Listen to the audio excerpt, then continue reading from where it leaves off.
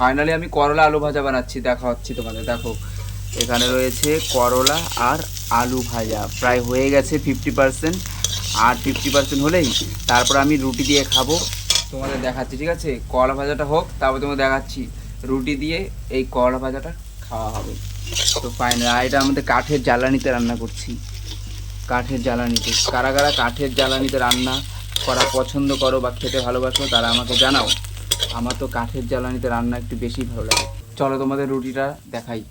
রুটি আর সাথে ওখানে হচ্ছে গরম গরম করলা ভাজা। এখানে রুটি রয়েছে, ঠিক আছে, এই রুটি দিয়ে ওই করলা ভাজা খাওয়া হবে। তো করলা ভাজাটা কমপ্লিট হোক। একদম কাঠের জ্বালানিতে রান্না করা হচ্ছে, একদম গ্রাম্য পদ্ধতিতে। এই করলা ভাজা দিয়ে রুটি খাবো এখন। রুটি করলা ভাজাটা হয়ে যাক, তারপর রুটি খেতে যাব। এই যে রুটি নিয়ে খেতে বসে পড়লাম, এখন রুটি খাবো। ঠিক আছে, প্রথমে চলো করলা ভাজা দিয়ে রুটি খেয়ে নিই। অসম্ভব টেস্ট হয়েছে,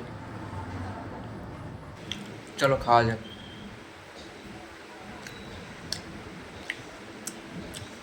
দারুণ, অসম্ভব টেস্ট, দারুণ কম্বিনেশন।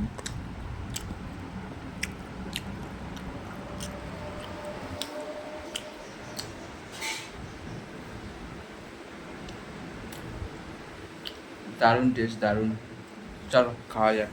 তোমরা কে কে খাও করলা ভাজা দিয়ে রুটি? জানাও, আমাকে জানাও।